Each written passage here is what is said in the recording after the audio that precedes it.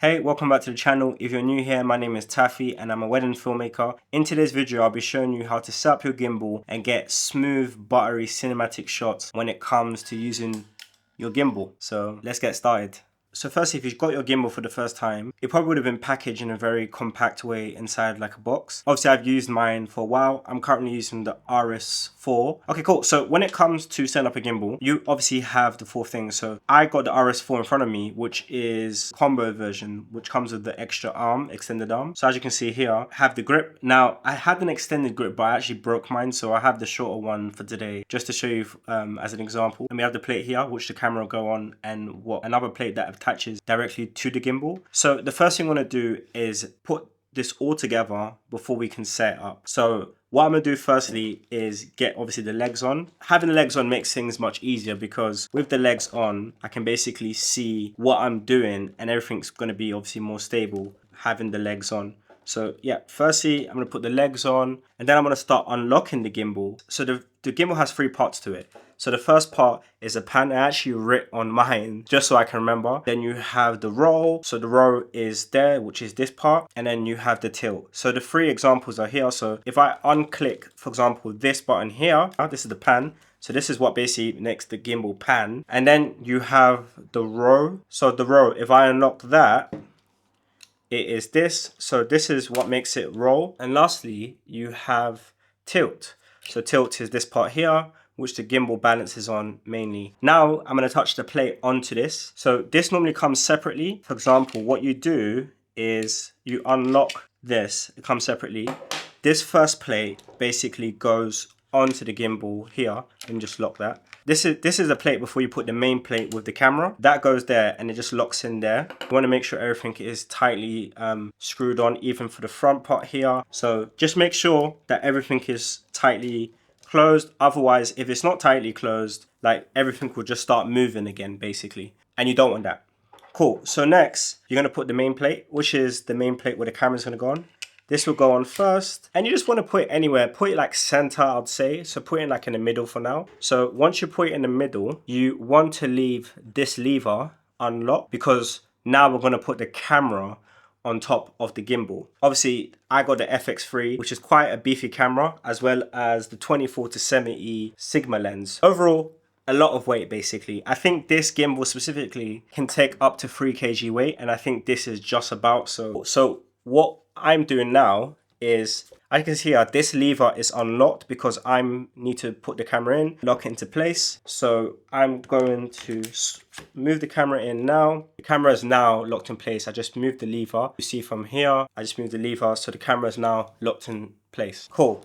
So now that's all locked together. The first thing to note is that it's really important that if you're going to put anything like DJI mics on top of your camera or mount anything on top of it, that you do it now before balancing out. Otherwise, once you put these things, it's obviously going to unbalance everything. So I personally don't put no lav mics on my A-cam, which is the one on the gimbal. As for me, when I shoot weddings, I literally I use my A-cam for mainly gimbal shots until the ceremony, and then on the ceremony, I move it to the tripod. By then, I would have connected, let's say for audio, onto like a field recorder. If I do use lav mics, it would be on the B-cam, and then in post, I sync all the audio together. So right now, I'm not going to mount anything else onto the actual camera. If I mount anything else, it would be on the actual arm of the gimbal, which is not connected to the motors, which won't disturb basically the balance. Cool. So let's get into it first. So firstly, we want to start off with the tilt. Another thing to note as well is I'm using a 24-70 lens. So I always say put it on like 35, especially because when you change the focal length of what you're shooting at, sometimes you can add more weight going front or back. So I'd say when you're setting up the gimbal, keep it on a neutral middle number. So like 35 for this lens. So that way when you're balancing it, it basically stays balanced if you punch in at 70 or go to down to 24. So right now it's at 35, and as you can see, it's not balanced properly. So what I'm going to do is release the lever, for example, from the lower part, make sure that is tightly adjusted. And then now I can start tailoring the lever from this side and basically move this so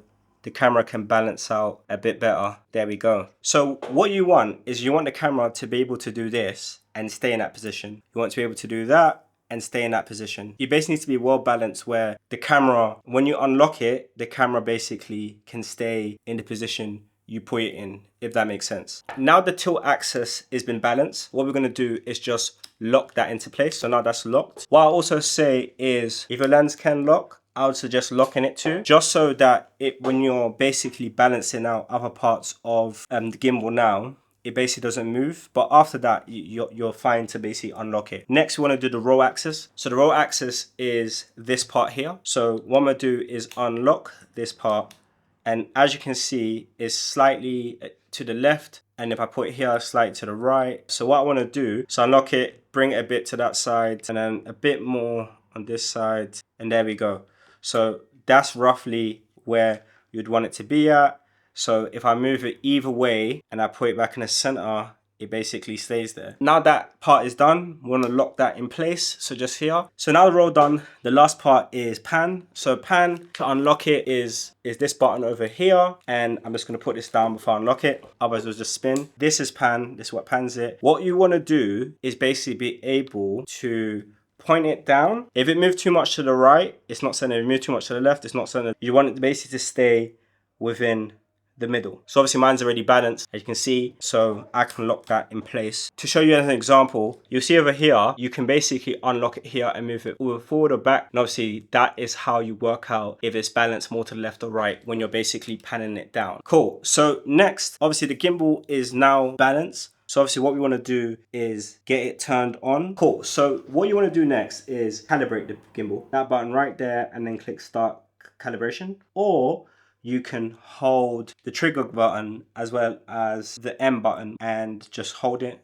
and it will bring up in a minute, calibrate it, and there you go. Then it calibrates. So that's the first thing you want to do, which is calibrate the gimbal before actually getting into the settings. So now the gimbal is calibrated, we can get into the settings. What I do is I shoot on point, tilt, follow. So if you see here on the side, what I love about the RS4 is that I can just click this button and it's already in point, tilt, follow mode. That is the first mode I shoot in, which is the most, for me, that is the most smooth mode because I can push, tilt, and follow basically my subject. And that's why I use that setting specifically. Cool. So when you come out of that, right now it's on smooth. And if I swipe up, you have the zoom speed on medium. The zoom setting, I don't really touch. The dial function, I have it on roll. Roll is basically this, so I can basically control this part here of the gimbal where I can get those smooth buttery shots. So next, I'll go to dial settings. Mine is set at 50, I don't change it. 50 works for me.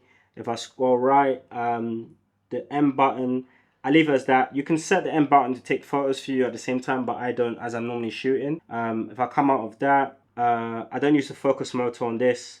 I don't use that. And then now if I swipe down, we firstly have these settings here. Auto lock on 30 seconds. We have the brightness wheel at 50%. This will basically just save battery if I'm filming and I'm not really using the gimbal and it wants to dim down the brightness by 50%. It basically just saves battery on it when I'm not using it. Rotation, I turn off. And that's it for there. If I go into Bluetooth, really good to be on. So I connect this Bluetooth to my FX3. There, connected. So the reason why I like connecting my FX3 is so I can literally just press the record button and it starts recording for me, compared to having to press the record button on top of the camera and do all of that. It just makes it easy just to press the record button so I can, yeah, just get on what I need to do. And also to stop recording too. Next, focus motor. Again, I don't use this. And then now a bit more settings. I disable selfie, orbit flow I have off. The auto lock, I don't touch it. Silent mode. So now if I swipe right, the gimbal obviously allows you to have all these other features that I don't use because I just don't use them. Smooth. So right now in terms of the follow speed, right now it's on smooth. For this gimbal specifically, you need to go to the Rotterdam app, what I'm going to get onto now, and show you basically some more of my settings to get that smooth buttery footage when it comes to filming. Alright, so when it comes to using the RS4 specifically, I like this because you can control the gimbal through the Ronin app. So firstly, the gimbal was sleeping, so if I press this button, I can wake up the gimbal. Now the gimbal is awake. So obviously here we have the basic, which obviously have tilt, roll, and pan. On my settings, I specifically leave tilt on 48, roll on 61, and pan on 66. But if we go into advanced and we go into strengths, I specifically we'll put this on, I'd say at least 15 to get some smooth buttery footage. I leave that on 9, and I also put this on roughly 15. Stiffness, I don't touch. Again, that's pretty much it. Now if I go back to user profile, the main thing you guys want to set to get that smooth buttery footage is dead band being high. So obviously mine's already set on high. If I set it on low, you'll notice the difference.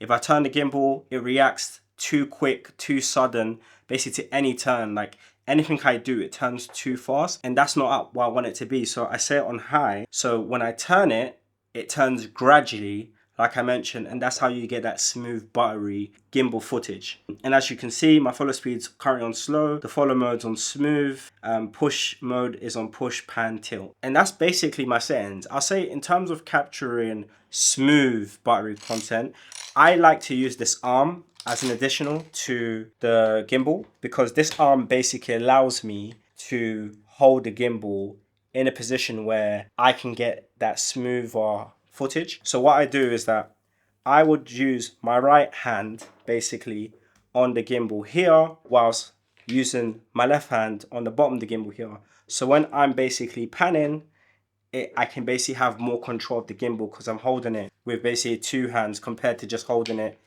with the 2 hands here, if that makes sense. It just basically makes it easier to like, it's like fishing. Like I feel like having that control to basically do this allows me to control the gimbal a bit more and have more control of it. Arm is really good. Of course, if you're going for like this gimbal, the RS4, you can go for the combo version that comes with the arm. And then yeah, that's pretty much it for my gimbal. There is some extra accessories that I'm gonna talk about now that I use to help me as well. Okay, so over here are some essential things I use on my gimbal specifically as a wedding filmmaker. So I have a monitor here from Freeworld that I'm gonna set up on the gimbal and show you what it looks like. Then I have an DJI Action Pro 5 as a BTS camera. Then I also have the SmallRig shoulder strap to the battery to power the monitor, and just like some extra accessories to mount basically this whole extra setup. But I'm basically going to show you what it all looks like once it's all basically set up, and you'll be able to see my ultimate gimbal rig point of view type of setup as a wedding filmmaker. Okay, so this is my gimbal rig point of view type of and it currently has so much rig to it, but I'm gonna explain why. So I'm a wedding filmmaker, and as you know, it's easier using zoom lenses on a wedding day, like the 24-70. So I currently use this to shoot weddings basically as my A cam. Main body is the FX3, and then obviously it's on the RS4 gimbal, a SmallRig handle. I have another SmallRig basically rig here. Basically everything here is around SmallRig. So I have my monitor at the top, which is a Freeworld monitor with the DJI Action Pro 5 as a POV camera, which helps me get those buttery, that point of view looking BTS shots. Shoulder strap from SmallRig. Yeah, and this is pretty much my setup. I know it looks beefy, but it gets the job done. I don't always use the monitor. Sometimes I just shoot with the gimbal and the Action Pro 5 as the BTS camera. But yeah, this is pretty much what my gimbal can look like sometimes on wedding days. But yeah, that's pretty much it. Again, if you like any of the stuff you're seeing here, the link will be in my description below for all of these things. Anything you purchase will greatly support the channel, so I'd really appreciate that. And yeah, again, if you like this video, like, comment, subscribe, and till next time, peace.